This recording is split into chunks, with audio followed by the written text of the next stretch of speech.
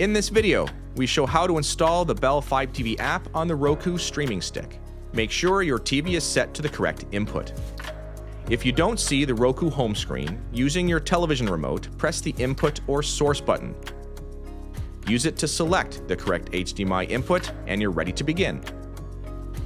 Next, let's confirm the Roku streamer is connected to the internet. Using the Roku remote, from the home screen, navigate to Settings, then Network, and then About.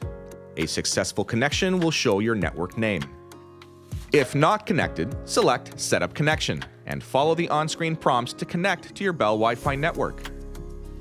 Now, let's search for and install the app. From the home screen, navigate to and select the Search. Type Fibe and then select the Bell Fibe TV app tile. Select Add App and I agree to begin the download. Once complete, return to the home screen. Navigate to the bottom of the apps to find the Fibe TV app. Now, move it to the top of the list. Using the Roku remote, press the asterisk button and select Move App to Top. Now, the Bell Fibe TV app is there waiting for you to enjoy. For more support, visit bell.ca/support or visit our community forum at bell.ca/forum.